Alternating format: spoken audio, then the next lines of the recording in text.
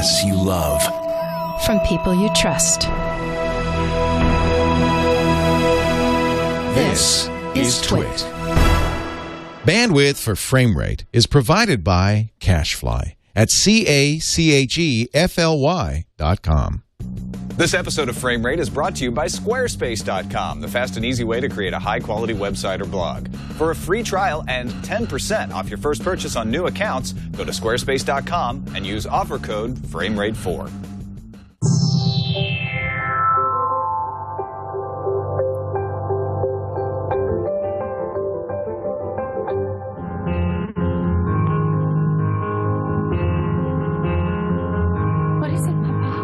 We don't find an heir for Downton Arby's. Corporate will take back the franchise from us.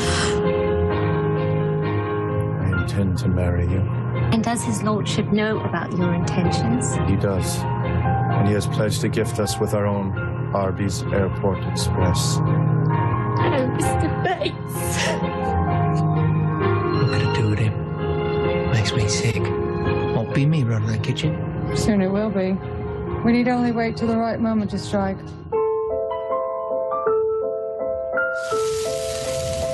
Sybil, put down those curly fries this instant. This is no way for a lady to act. Then maybe it's not in my future to be a lady.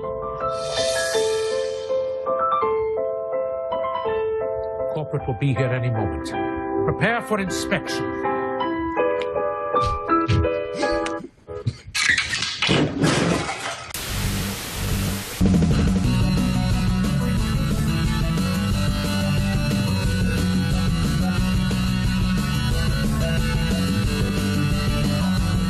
It's Frame Rate. Welcome to Frame Rate episode 70.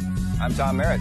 Hey, I'm Brian Brushwood. Hey, you are Brian Brushwood. Yeah, last time I checked. How you been, Tom? From TV's Game On and Scam School. And what's that book?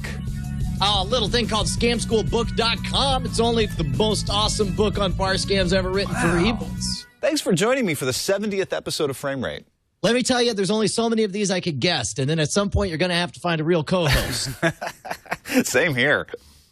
I can only guest on this show for so long myself. Eventually, the real people are going to have to take over and do this show. Turns out that's the real big story. That's the real big story. This just in, the big story. Yeah, one of these days, this show's going to be huge because it's about cord cutting. And one of these days, people are going to start cutting those cords. Well, and I love, you said this just before we went live, but I love this parallel. It's like we're hosting iPad Today in 2007. It's like it's the right idea. We just got to wait a few years. One of these days, somebody's going to make a great tablet. You know, there's a few tablets out there. They're not perfect, but one of these days.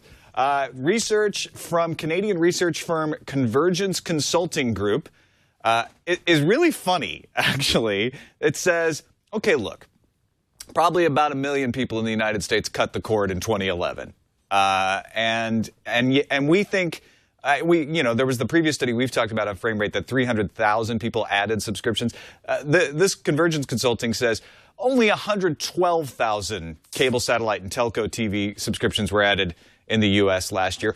But don't worry. Don't jump to the conclusion that this means people are cord cutting, even though we just said 1 million people are cord cutting. Here it is from Bram Eiley, co-founder of the group. The revolution is not coming. Whew. At least not for a very long time. He said that as content providers continue to try to establish greater value for their movies and shows, they'll continue to offer them through over-the-top distribution models. That's like Netflix and Hulu. However, they won't keep supplying their program through these channels to a point at which serious degradation of the traditional multi-channel access model occurs. He's talking about cable television there. And so as paid content puts it, in other words, if the cable and satellite business were to suddenly lose millions of subscribers, then rather than the narrow gains they've been talking about, he doesn't believe the major entertainment conglomerates would be as eager to sign deals with Netflix and Hulu. So in other words, the more popular cord cutting gets, the less likely they'll want to put their shows out there for the court. This doesn't make any damn sense at all. No, it doesn't at all. And in fact, of the two stories, the one I actually like better is the other story that we had in this same segment was the paid content one, asking if cable's long, glorious ratings run is over. And specifically, it lays down as if it's surprised, which is the weird part to me. Like, it basically explains how we have seen growth year after year in all of the cable market. Whether the quality of the programming is good or poor, it doesn't matter. And it directly says a lot of this growth is leaching away from the network television shows. And now they're suddenly shocked that there's, with new media exploding, with over the top content distribution possible, they're shocked that a lot of these programs are losing ratings. I think we're just seeing the third phase of this. We saw it when obviously the pioneer of moving picture television in the home was television, and then you had cable, which of course has seen massive growth, and the dominance of the big three, now the big four, now the big five has waned, and now we're just seeing further distribution. This is something that is a natural side effect of an ever diverging market where you're able to get more and more specific programming. Now, everyone thought it was crazy when there was a whole channel dedicated to food-related programming because that's so specific. But now, how one size fits all does that feel like when all you really care about is Rachel Ray? Now, Rachel Ray can have her own over-the-top distribution system where, not that she does, I'm not making any kind of announcement, but you could have a 24-hour Rachel Ray programming of all her different shows all in one place. Congratulations to Brian Brushwood on joining the Rachel Ray Network, by the way. Great and big announcement right there. No, you're absolutely right. I think what we're seeing in these two stories, the one about the ratings going down for cable, and there's definitely exceptions to that, right? I mean, TNT Network had a big rating jump. I think ESPN saw, or actually ESPN did see it drop off, but there were some others in here. History Channel saw a 20% gain. So it's not across the board, but what they're saying is that, well, it is across the board. It's not like every channel is losing rating, but overall, they're seeing the ratings start to decline. And in the past, with things like Mad Men, with things like Game of Thrones, with these Burn Notice, the ratings on cable had been rising, and the idea was the slow erosion of broadcast over time to cable. What we're seeing now is people are just going and doing other things. Now, I think a lot of them are watching Netflix, they're watching Hulu, maybe they're watching YouTube, but they're also reading websites. And they're also playing video games, and they're also on Facebook. Right. So a lot of it doesn't have to do with cutting the cord. It has to do with we have millions of options to entertain ourselves now that compete with these cable ratings. And when I see the things like the Convergence Consulting saying, look, yeah, 1 million people cut the cord. Yeah, cable growth has slowed to a halt. And we're not even going to mention that cable ratings thing and that other story. But look, as soon as people start using these over-the-top sort of services like Netflix and Hulu, the companies will put a stop to that because they'll stop selling their shows. That doesn't make any sense at all, saying what the industry will do is react by not serving the consumers where they are. That may be the industry's impulse to begin with, but somebody's going to go, hey, but there's a 1 million people over there. I'm going to put my show over there. And in fact, we're already seeing people putting their shows on Netflix, on Hulu first, right? With House of Cards, Lilyhammer, et cetera. Let me speak real quick. One of the things you said on that very first story was that you said that their assertion was as Netflix and Hulu and these other different distribution systems grow, it will not affect traditional cable model. I could not disagree more because you got to realize that we are now coming into look at the 12 to 15-year-old demographic. These are kids who probably a gigantic chunk of them for the last 4 years, the formative years as they become discerning members or consumers of media, have never surfed channels the way we have, and instead they've done all of their content viewing either by piracy or by on demand. They're about to enter that valuable 18 to 25 demographic in 5 years, and they will not even understand the idiocy of channel numbers. I think it's ridiculous that people at this moment still have to remember the equivalent of programming IP addresses to remember like the code. I want to watch HBO. What's the code for HBO? 1624, I thought, or whatever. It's utterly ridiculous, and we need to see a massive reboot in the way people consume their media on regular cable television if they want to have a chance to survive in the market that we're moving into. No, Brian. I think you're misunderstanding the Convergence Consulting Report. When that starts to happen and those people move into the market and stop using cable, we'll force them to use cable by only putting the shows they want to watch on cable. It's brilliant. You're purposely trying to goad me. But that's exactly what this report says. They're like, don't worry. Once everyone stops using cable, we'll just not put the programs anywhere else, and then they'll have to watch. Yeah, no, let's see how well that works out for them. Yeah. You know what? I think, taking a step back from all of this, it's a boulder that is running down the hill, and we're at the bottom of the hill, and it's going to hit us if you're in the industry, right? And so you have to deal with that. And a lot of these reports seem to be denying that the sky is falling, right? They're like, nope, no boulder, everything's going to be fine. And again, let me just carry on for just another sentence or two. What we're seeing is people watching cable television less. We're seeing people subscribing in fewer numbers. And we're seeing people cutting the cord. It's all there. All the evidence is there that they're trimming the cable. They're not necessarily cutting the cord yet. So the cable industry still has them, broadcast industry still has them, but they're just not using the product as much. And that I think is the most dangerous thing, because it lulls you into the false sense of security. Well, there needs to be a simmering of people not really using, like, it was a big eye-opener to me, because we've talked about personally cutting the cord, and I've maintained that, I've got kids, it's too difficult, they watch Cartoon Network, they watch Nickelodeon, there's no way I could pull it off.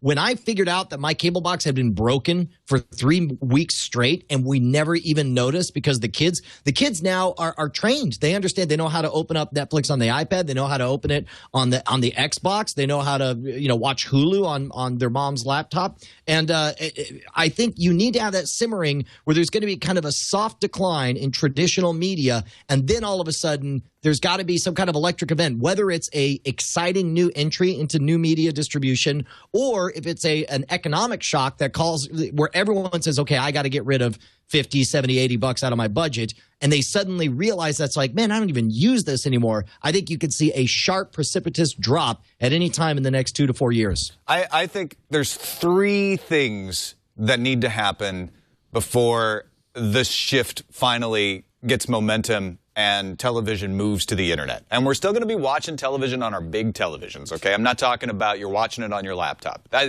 People still talk about it in those terms, and I think that's a totally different thing. That's web series.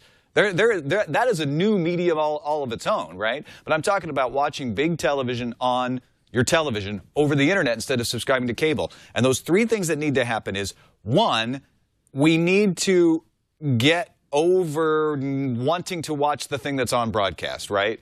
And maybe that's just by a bunch of people put up antennas and get it over the air again. I don't know. But that's a slow change in consumer perception. 2 is services like Netflix, Hulu, or somebody new has to come up with the equivalent of flipping on the TV and watching whatever's on. Right. We still, when you go to Netflix, you have to make a choice. You have to think and you have to make a decision. And that's fine sometimes. But there's still a behavior out there that I don't think will ever go away of, I just want to see what's on. Click. Right. Well, and we've been talking about this idea for a while. I think that there's going to be a whole class of content curation, that there's going to be a place, and that's what's really underserved in all new media right now. I would love to host my own Justin.tv channel or some kind of live channel where all I did was play other people's media from whether it's clips from YouTube, from new media productions, or old Mr. Show sketches or something. I think there's a place where, like, I like the stuff that Brian Brushwood likes. I would love to have a channel of all Brian Brushwood curated content where he sets up clips, essentially be like a media VJ, whether it's full episodes, you do special events like, and now we're doing our crazy Battlestar Galactapalooza where I'm going to tell you what's awesome about these things and move it forward. Or even if it's just those picks, I think that's the way you can get that. Once a person can become a network style brand where it's like, you trust me and the stuff I like, I'm going to present it to you. Then we could get that TV viewing experience, because then all of a sudden you can get the same programs on anyone's channels, but it's the channel curator that you trust, not the media itself. And then third is the device that lets us do all this. And we're still waiting on that. Yes. Everyone thinks it's going to be Apple's entry into the market, and maybe it will be, right? They've done fairly well with the phone and the tablet so far. But whether it's Apple or somebody else, we need that box or that device or whatever it is that comes in, and we're like, and everyone says, "Oh, that's the thing I can replace my cable subscription with." Do you know what would be amazing? Is there a reason now you know more about the legal mumbo jumbo than I do. There's within music, there's automatic license fees if you cover somebody else's song, and there's no negotiation. The mechanical license, yeah, right. Exactly. If they had something like that for presenting other people's materials, to where it's like, look, I'm going to run my channel, I'm going to VJ everything, I'm going to present all these clips, I'll pay you, the automatic fee for X, Y, or Z to do it. I would love it if there was an institution like that made that possible. Well, kind of a BMI ASCAP for media replication. It's the difference between performance and presentation, right? Yes. Performance has a mechanical right, which is, you wrote a song, I'm going to go sing it. You can't stop me from singing it, but I owe you money because I sang your song. However, if I take your song that you recorded and play it, now I've entered into a copyright situation, not a performance situation. However, with streaming radio, it's been interpreted as a performance situation. And so Sound Exchange has brokered a deal where they say, we're going to treat this as if it's a performance and give you a mechanical royalty. That's not the law. That's just an agreement that everybody made. What I'm saying is there's at least some kind of structure that allows for that type of institution. And I wish that they would do that. And again, we're dealing with the same issue where video is 5-10 years behind what's already happened with music. Well, because video came up with this thing that music could never do, which is, I'm going to take the same piece and I'm going to sell it to a dozen different people and give them exclusive windows on using it. You'd never do that with music. You'd never say, like, okay, only NBC radio is going to get this song for 6 weeks. That doesn't work at all. But with a movie, you could do that. And so we have an entirely different landscape where they're like, well, we can't really give you a mechanical right to play movies because we've got all these exclusive deals with HBO and Starz and now Netflix and et cetera, et cetera, et cetera. Man, just think of the type of new media that would occur if there was an institutional structure that said all of media is now yours to play with. Cut, paste, remix, do whatever you want with it. Just understand that when it starts to make money, we will automatically get this percentage of it. There would be so much innovation, so much creativity, and everybody would win as a result of it. It kills me that we can't do it, though. Well, the other way around it is people making their own quality stuff that doesn't exist in that universe of licensing, and that brings us to another big story.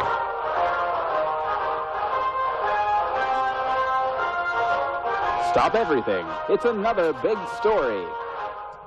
Cory Doctorow on Boing Boing has a commentary up about how YouTube uploads have hit 1 hour per second.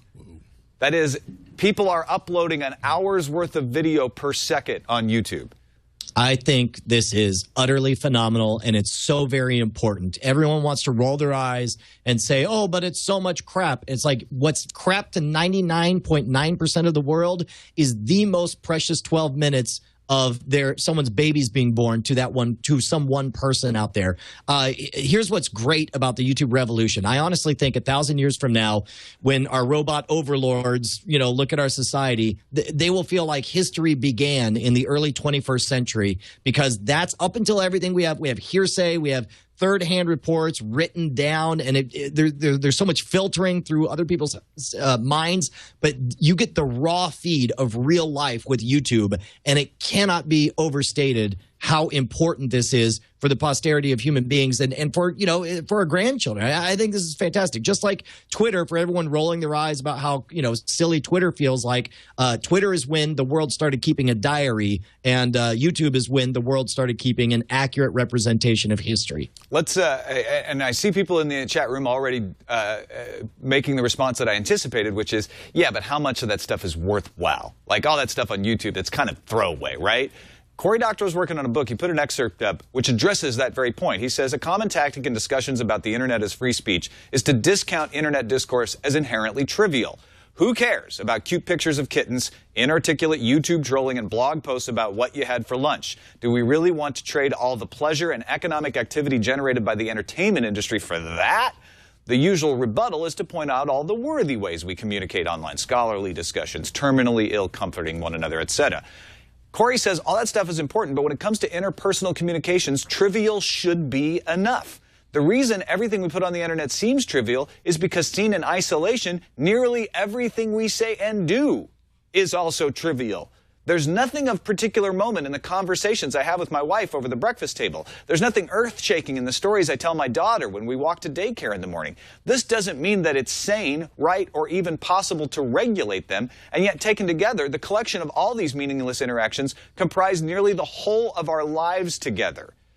And he thinks that that is enough reason to defend the trivial. He says, consider this, the momentous only arises from the trivial. When we rally around a friend with cancer, or celebrate the extraordinary achievements of a friend who does well, or commiserate over the death of a loved one, we do so only because we have an underlying layer of trivial interaction that makes it meaningful. Weddings are a big deal, but every wedding is preceded by a long period of small, individually unimportant interactions, and is also followed by them.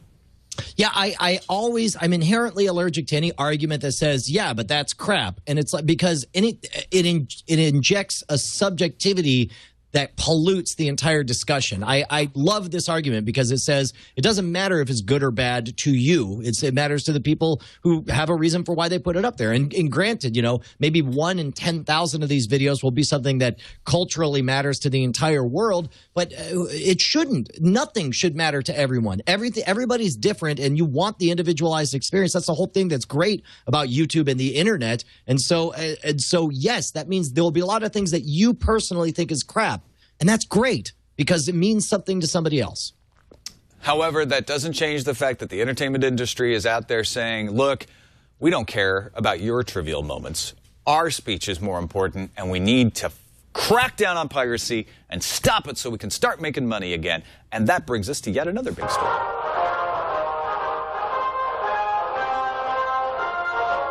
Tuck in your bootstraps. It's yet another big story. Hey, Tom. Yeah, Brian. Tom, piracy? Not a problem anymore. Really? Well, not in France. Oh, right, because they have the 3 strikes law, huh? They've cracked down. Piracy cut in half. And the story here says profits are up across the board. Everyone's happy. And apparently piracy was the big culprit. Oh, wait. No. That's not what the headline says. It says that revenues fell still. Oh, 3.9% in 2011. The video market fell 2.7%.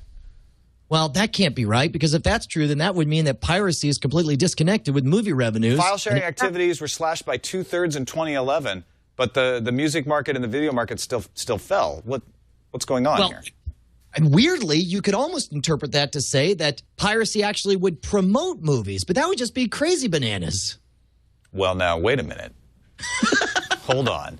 So crazy it just might work. So what you're suggesting is if we don't crack down on piracy, people trade files, talk about them, realize that maybe the file they've got isn't as good a quality, and then go spend money on the real products? You know what? That's certainly one way one could interpret it. But or they become a fan of the works of the person, and then they go to the legitimate source because they don't want to risk the torrents anymore and the trouble of it, and they go spend money on legitimate products? You know what? That's over my head. I thought that's complicated. I thought piracy bad. That's all I understood before. I don't know what to make of this. The world has turned upside down. Well, it's France. That's what it is. Yeah. Okay. Yeah.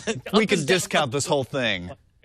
No. This is super important because this is a little bit of an experiment, kind of like, you know, in the United States they call the states, all 50 states, little laboratories for legal issues. This is, you know, we can learn a lot of lessons from what they're doing in France. They've effectively cut piracy in half, which is something on the surface you would think would not even be possible. And granted, these are very draconian measures that they're using to do it. It's very heavy-handed. I would disagree with you doing this in the United States, but they've definitely cut piracy in half. And what they've gotten for their efforts is even less money for the whiny media creators who are shouting that piracy was eating their lunch to begin with. This is a great physical example of that. I mean, I would be curious to hear the justifications for how they could claim that piracy is still the problem after this. Economics. Europe is in a slowdown. These declines would be much worse if it weren't for the three strikes law. That justification.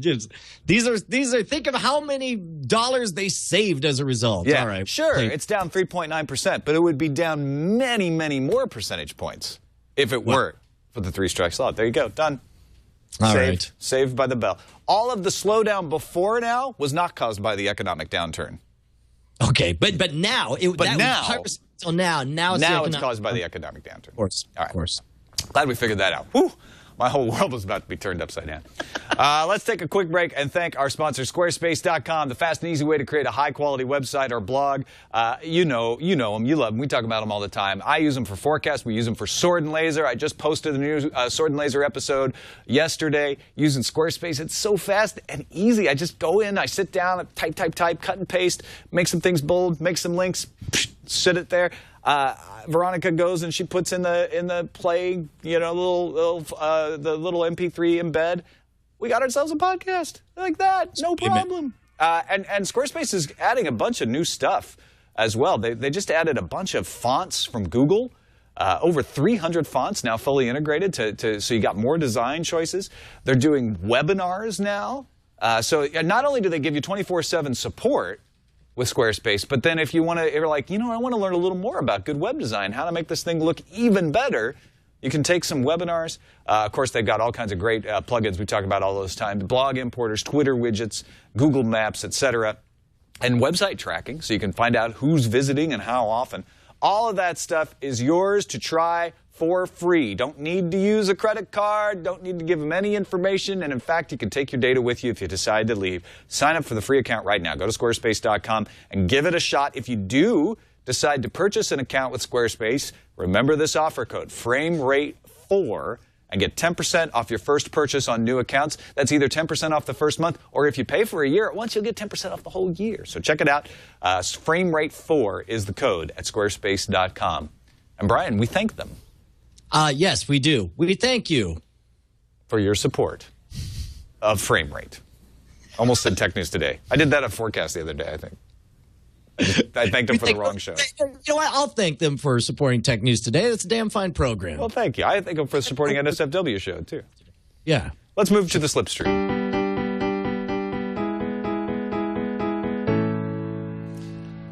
Netflix is not done with DVDs. Here's a couple of stories going on here. First of all, they've separated the DVD and instant catalogs. There's no Quickster involved here, but basically when you're in the service for streaming now, you will not see the DVD search results, and when you're in the service for DVDs, you will not see the streaming search results. It's nice and separated. And they've registered DVD.com. Or not registered, they bought it.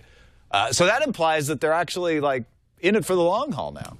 Yeah, well, and I think they had a huge debacle with the Quickster fiasco, and in fact, I've decided that this is exactly like New Coke. New Coke, 1985. You remember that business, right? Oh yeah, yeah. What did it last, like 3 months, 6 months, or something before they brought Classic Coke out? Exactly. It was a huge PR disaster. Nobody could believe that they would do something so colossally stupid as change the formula of a time-honored soda. What people don't realize is, I believe, before that time in 1985, they had changed the formula of Coke 13 times beforehand. The only thing that was different was that they announced it in 1985, and changed the name to New Coke. No. They didn't even. It was just going to be Coke. Like but to explain that, we've got the New Coke. They were calling it wasn't just called New Coke. It was just Coke. But in 1985 though, the can had New on it. I remember. I have a can. But the plan was not to always call it. Oh, the plan wasn't. Okay, I got you. It was just the new formula for Coke.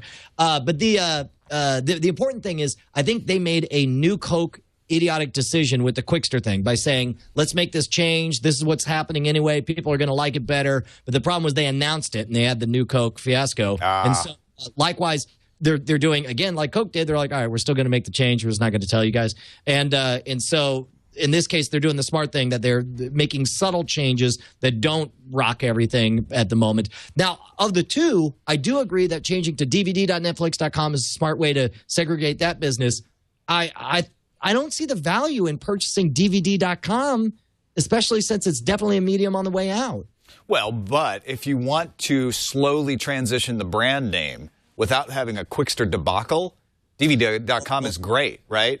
So you say it's Netflix at DVD.com for a couple of years and get your users used to going to DVD.com, et cetera, et cetera. I don't know that that's what they're doing, but I could see that working. No, I think that's a really good point. If you want to subtly make that its own brand and at some point even drop the Netflix part of it, because then it really is. It becomes we own. You know, if you want flicks over the net, go to Netflix. If you want DVDs, go to DVD.com. So yeah, that does make sense. I do think it's a defensive measure at the very least. They're basically saying, look, we're in the DVD business. We dominate the DVD rental business online now. Let's snap up DVD.com so nobody else does. Make sure nobody is able to eat into our business that way. That could be all it is. Who knows? Verizon getting into mobile video again and again and again. The latest. What is?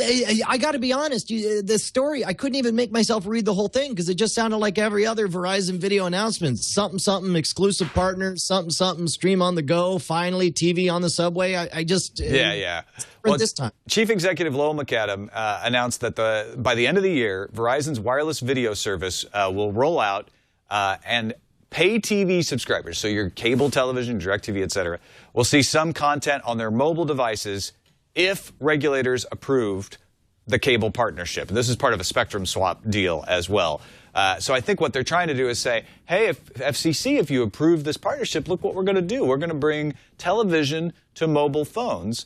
It would be an integrated service that would be available to customers of Verizon Wireless, Verizon's pay TV service, and its new cable partners. So I believe that's Comcast, Time Warner, and possibly Cox, although that's a separate partnership.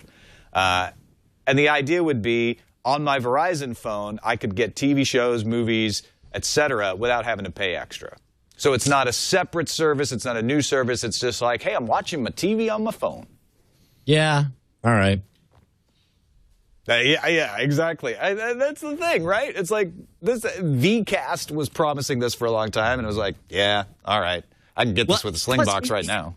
The killer thing is you can already get all this. Just get a Slingbox HD, plug it in, and you don't have to worry about who's partners with who and what bandwidth's associated with what. I mean, it just yeah, okay.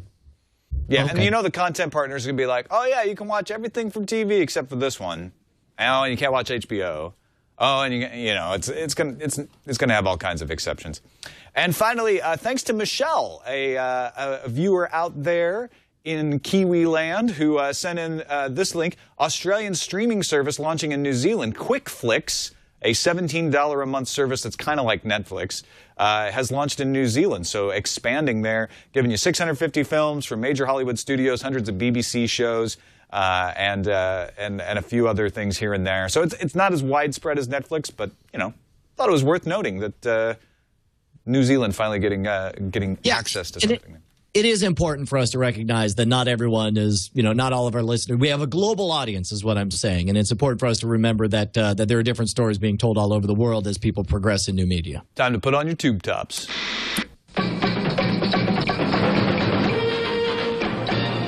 That's from CBS, huh? Yeah, I caught you tweeting about that. Thank you for clearing that up on Twitter.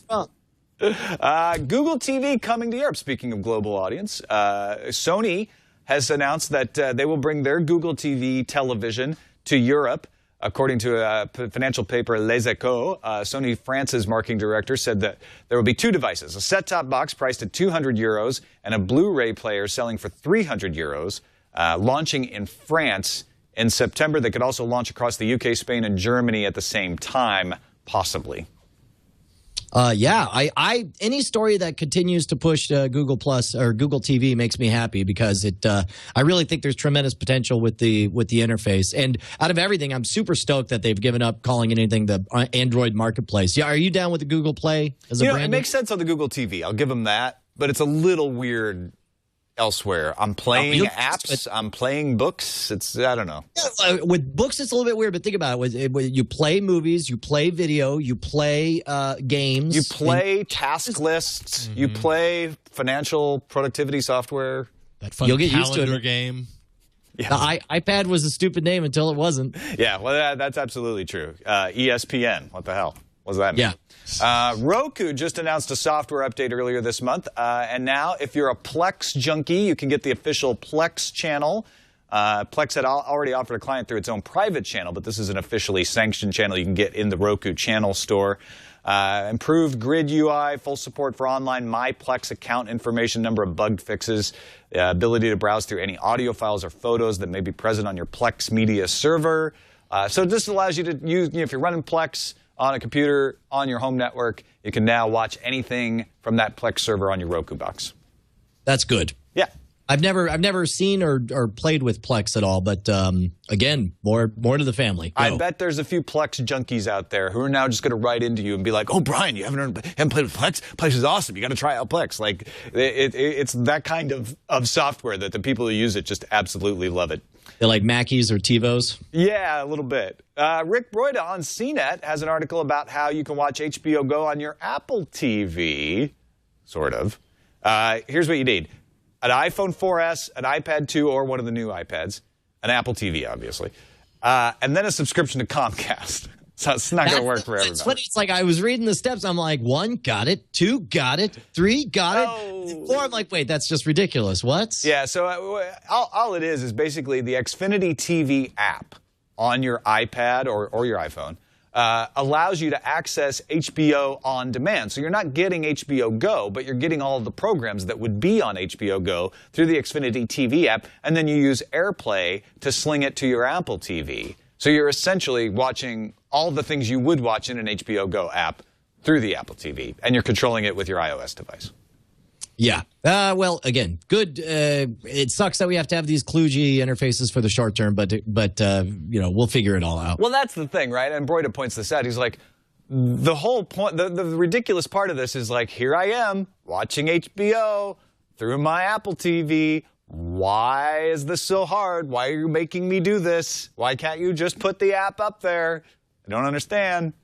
And I don't know if he talks like that, but. He has a disease. I can't talk any other way. This sure has ended friendships early for me. Oh, seriously, this is a serious medical condition. Congratulations on your wedding. Sorry, I'm not really trying to tick you off. All right, we got lots of stuff in Film Foul this week.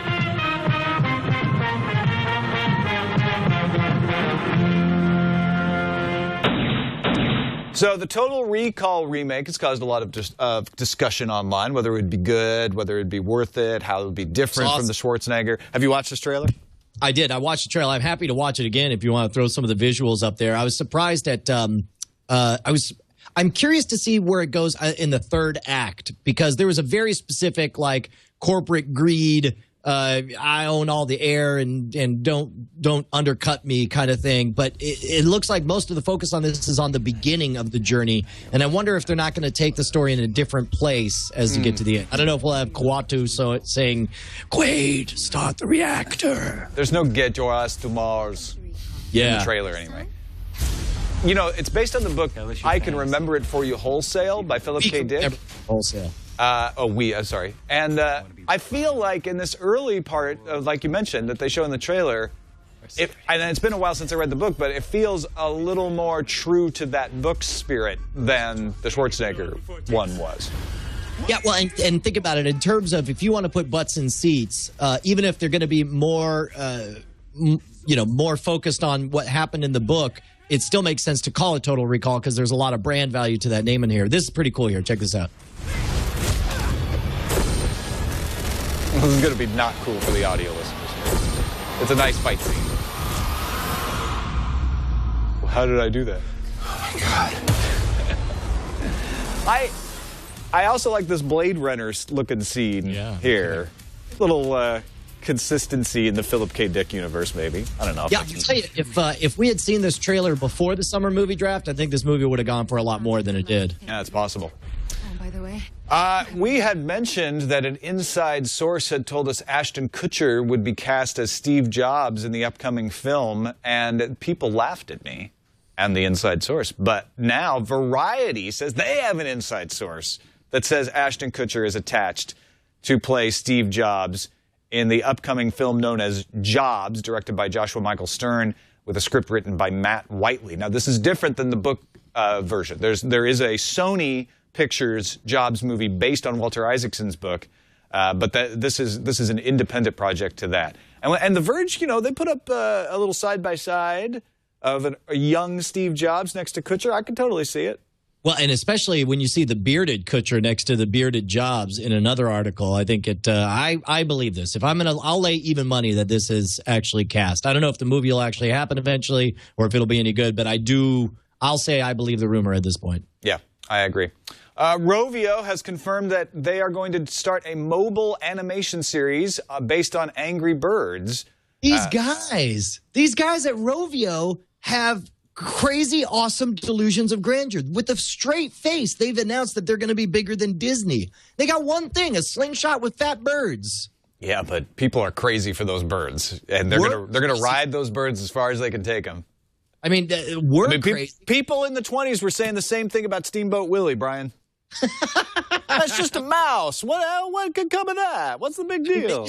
It could be they have incredible business acumen and they can actually parlay this into a mega empire. But I'm going to make the prediction that Angry Birds Space probably does half as much sales at most of what Angry Birds does, or half as much traffic, and that this fizzles out. I can't say. I mean, go ahead and label me the John C. Dvorak of Angry Birds, but I'm not optimistic about the long-term popularity of this franchise. I do think it's interesting that they're rolling out a weekly animation series to mobile. They're saying, yeah, we're not going to take this to traditional television. We're going to take it where our audience is and see if that works. Well, and that's a smart way. It's a svelte way for them to do it. Spend a little bit of money, make them short-form content, see if they can get it explode on platforms like YouTube and mobile. But again, as big as Disney, you guys, you're crazy. Yeah. You need more than fat birds. You got to have angry mice or something. This next story, angry mice? Yeah. Then Disney will sue you.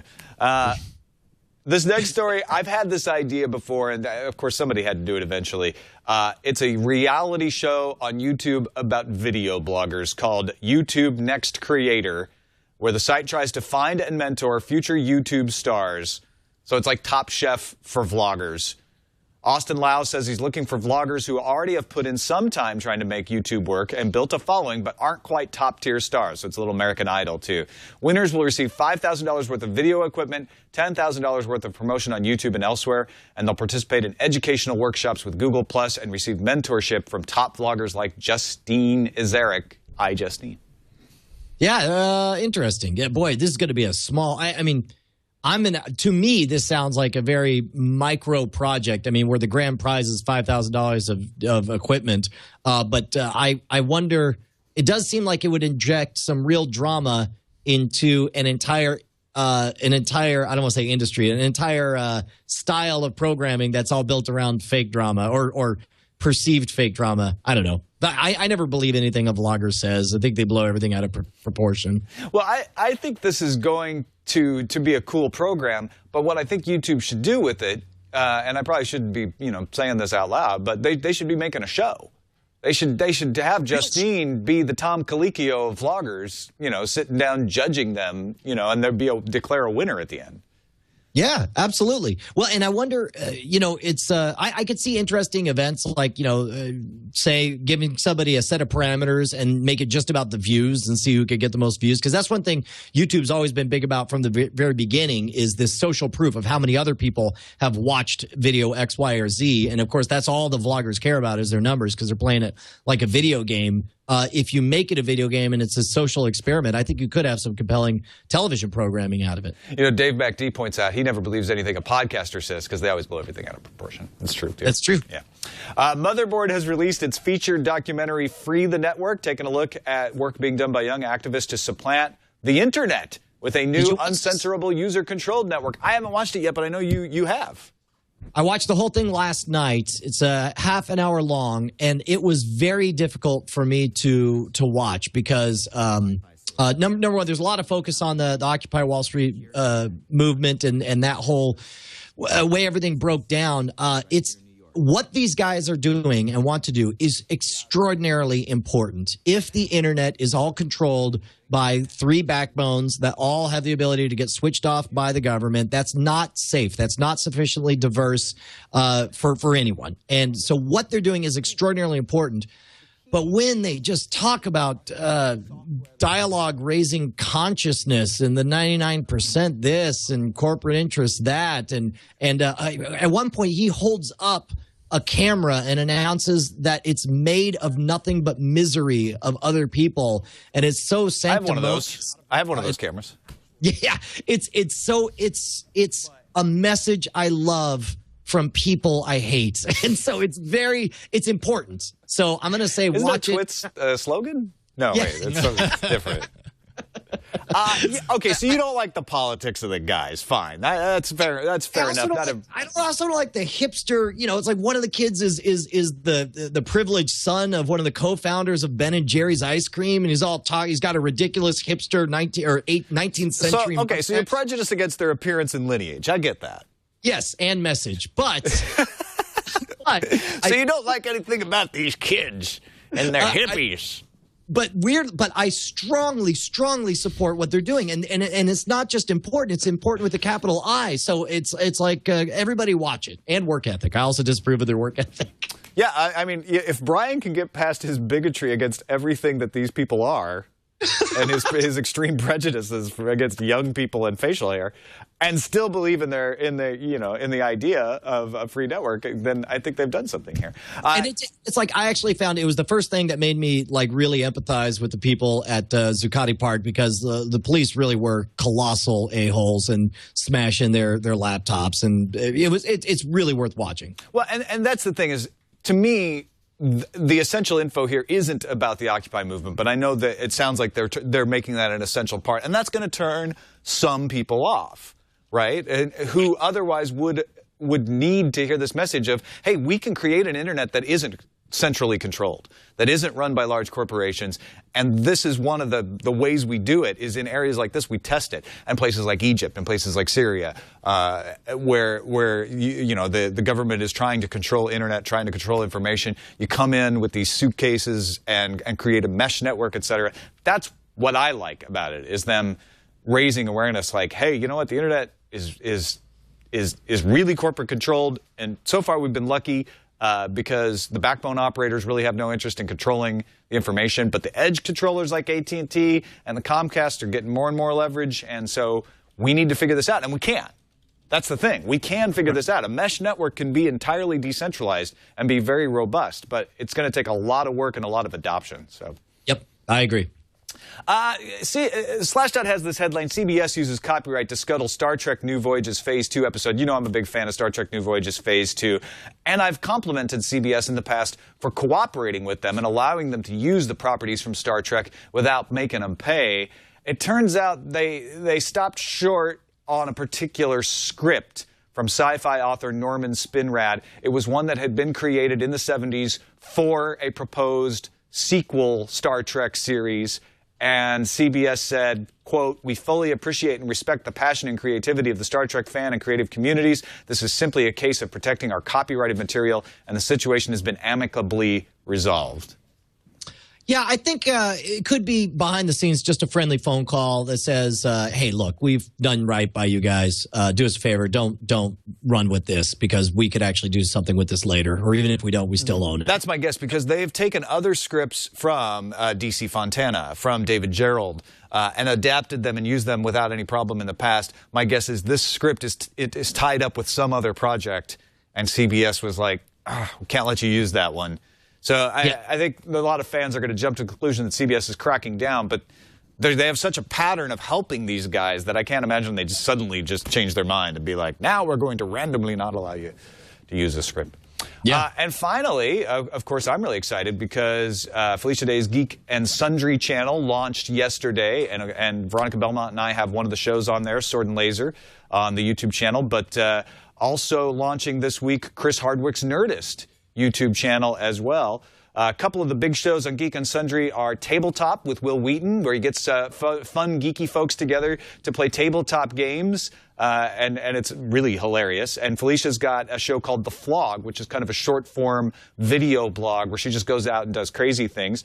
The Nerdist YouTube channel is going to feature things such as Cute Things Exploding, a video version of Ain't It Cool News, and Just Cause, or Just Cause, I guess, a cosplay-themed show. So some really good geeky stuff coming to the YouTube channels that they've funded. It'll be really, really interesting to watch how the brands, whether or not, up until now, the channels that we've experienced have all been individual shows or individual people. And this attempt to move into an umbrella type thing makes me think about like really what Revision 3 was going for, where it's like people would watch programming because it was on Revision 3 and they trusted Revision 3. Now, Revision 3 is so diversified now that people tend to watch individual shows on Revision 3. It'll be interesting to see if you see that diversification happen with interest. Like if people are going to love one show under Geek and Sundry, maybe Sword and Laser would be my pick. Yeah. But not take to other shows, and I don't know if it would balkanize it or not. I guess is what I'm interested in watching. Yeah, I mean, it's kind of hard for me to be objective about this because I want my show to succeed. Yeah, of course. But I do think this is going to be an interesting experiment because one of the big feedbacks we've gotten is, I want to download it. I want to watch it on my mobile device. And it's like, well, you can't watch it on your mobile device through a YouTube app when you're connected. But there are people like, I want to watch it when I'm not connected. And you can't do that on YouTube. And so that's something YouTube is like, we want to fund these programs.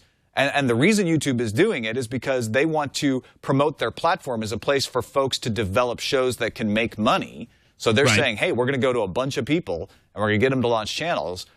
But they're also saying we want people to watch it on YouTube because that's the way they make money, right? Yeah, is to get you to watch it on YouTube.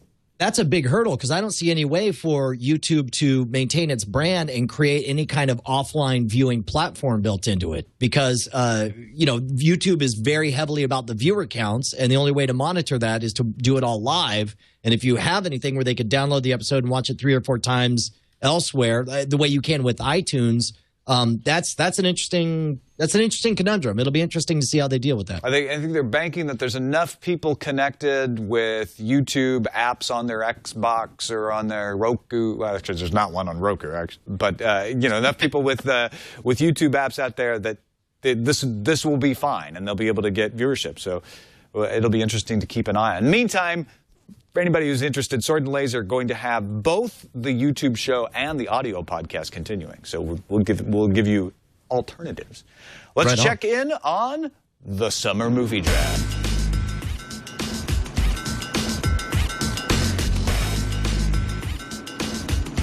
Now, before we bring the hammer down on Justin Robert Young for his Wrath of the Titans only making $33 million last weekend, it's only because Scott Johnson's Hunger Games has got $248 million that it looks so small. $33 million is pretty respectable for that show, for that movie. It's all in the low end, but it's in line with what Justin and the rest of us were expecting. Even when he bought it, we were predicting that Wrath would open up second behind the Hunger Games.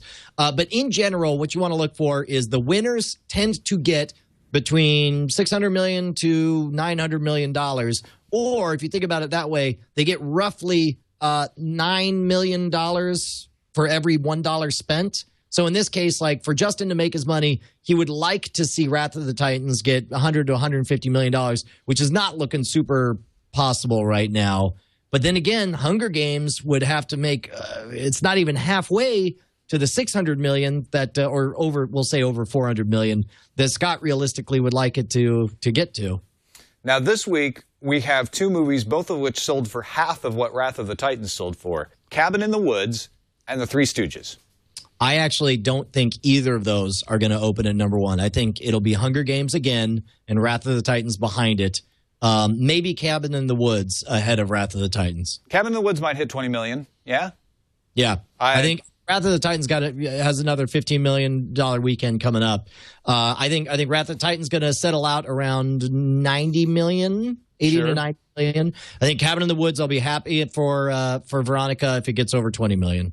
Total. Yeah, I have a feeling you're right. Scott Johnson has Three Stooges. Three Stooges actually looks very good if you like the Three Stooges. I just don't feel like it has as much buzz around it as it should. If you know. Tell you what, though, don't forget Middle America father-in-laws. I mean, think about your father-in-laws and the kind of shows they'd watch, and they'll go out and spend money. I wouldn't be surprised if Three Stooges might actually beat Cabin in the Woods, which makes me feel bad to say. Yeah, you may be right about that. Let's take a look at what we're watching. Why am I doing that in that? what we're watching. What we're watching. Shocked. You're shocked at that I'm there. So you've been watching Star Trek Phase 2. I watched one full episode of it and was shocked at how watchable it was. If I sat my daughter down, and because she has, she's only seen a couple of Next Generation episodes, and those were over her heads. But if I showed her a random episode of the original series of Star Trek and a random episode of Phase 2, I think she would prefer Phase 2 because it's like it's that much better and clearer looking, and it's like you could tweak on the acting or whatever, but the storytelling was phenomenal, and the sets were, it's like they recreated the Enterprise. It was really a lot of fun. I encourage people to watch a couple of those episodes. Yeah, StarTrekNewVoyages.com is where you go. Which episode did you watch? I forgot the name of it. It's one where they take on another Starfleet ship that's been co-opted by aliens, and they put like armor on it, and then they're like jerks killing the other people. Okay, it looks like an version of the Enterprise. Right. It's cool. It's good stuff. So check it out. Obviously, we both watched Game of Thrones. We probably should save that to a little spoiler zone afterwards. Anything else? You know what? I'm going to announce right now. Today, I got like 5 people sending me information that this past week Netflix added My Little Pony: Friendship is Magic for season 1 on there. So I'm going to watch those with my daughters and see if they're any good. All right. Go Brian the Brony. I like it. Don't say that. That's our word. No. Bryony. I am continuing to watch Mad Men, which I'm continuing to enjoy, but I have nothing to report about. It was interesting that January Jones, who plays Betty, was pregnant. And you could tell they're shooting around her being pregnant, but they did something really interesting. They made her story that she had a thyroid condition that was making her fat and put her in a fat suit. Not a very convincing fat suit, I might add. No. I didn't. And so we were like, wow, she looks really big. Is that just because she was pregnant? And so Eileen spent minutes looking up pictures of January Jones pregnant and was like, no, that's not what she looked like when she was pregnant. So they accentuated it. Wow. That's crazy talk. But I see you're watching. I see you're very interested.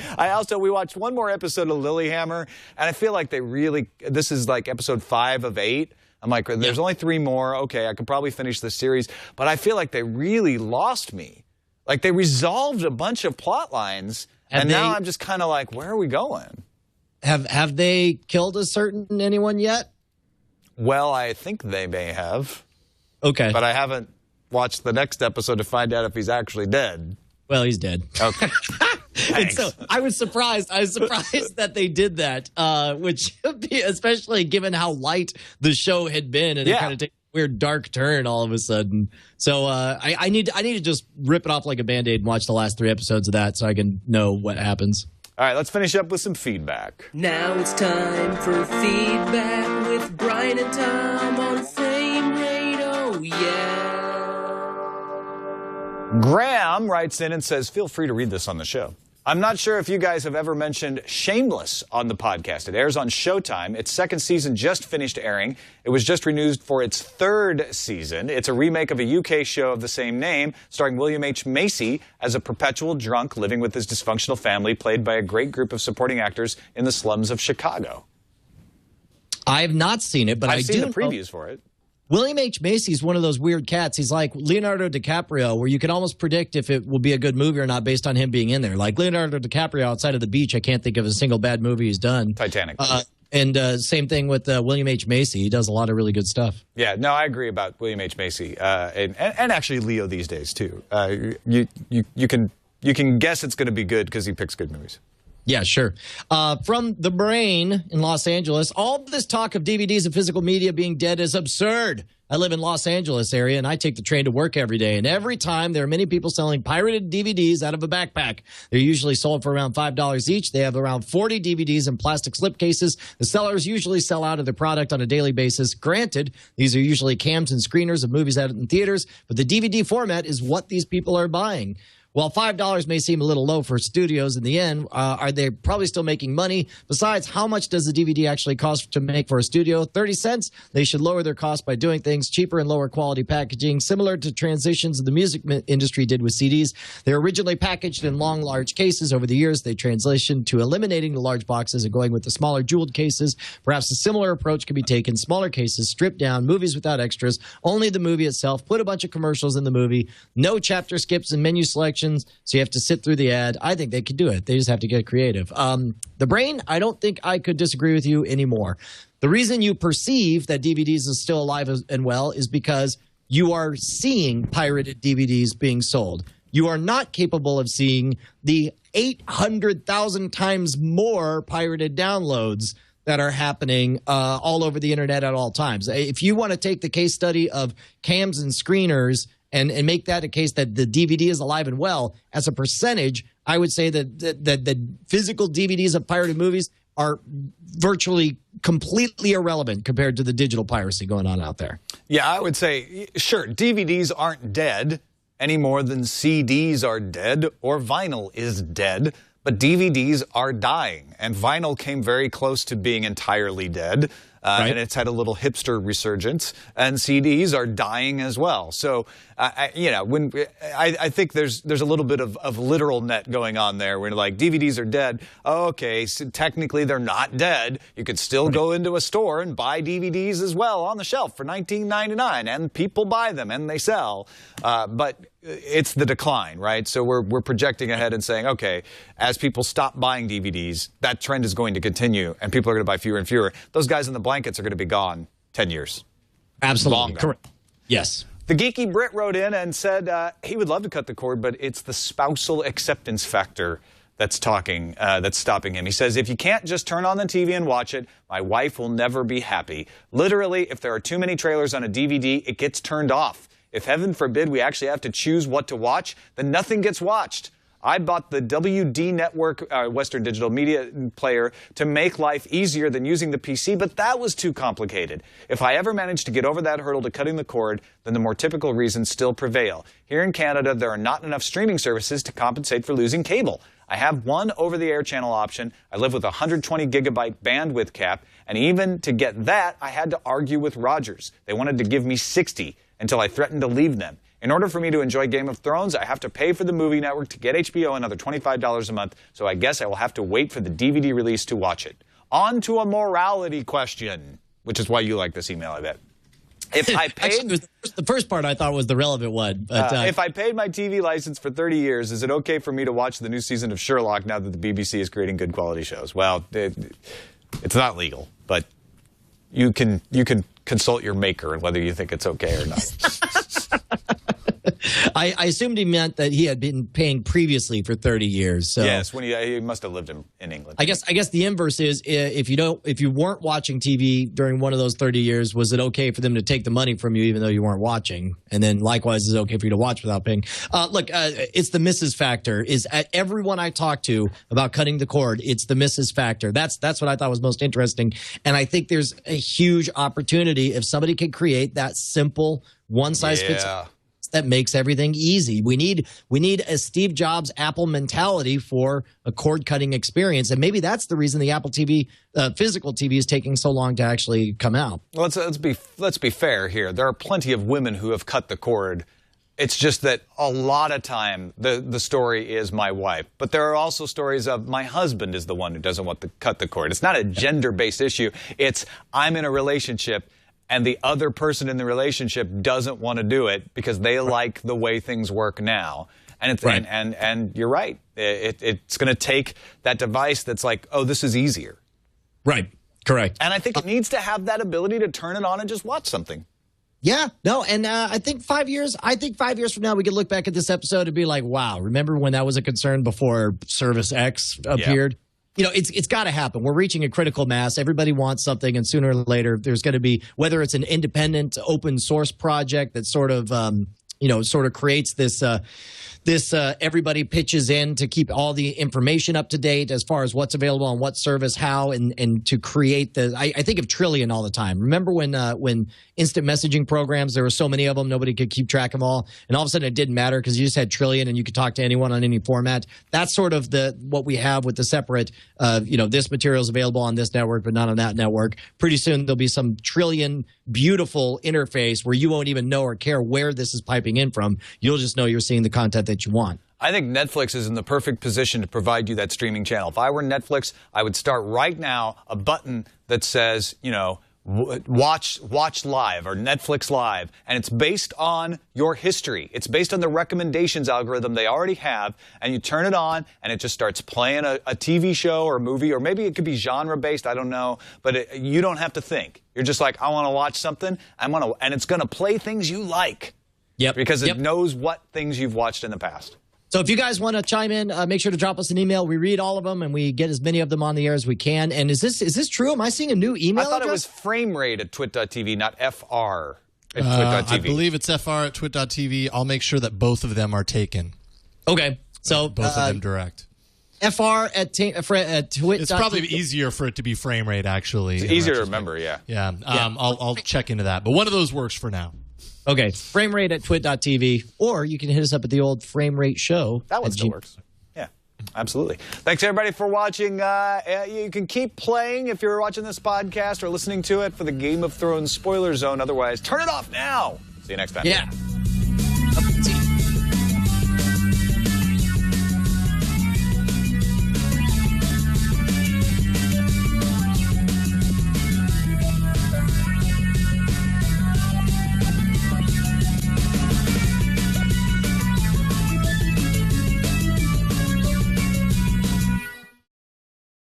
Silent breed is people!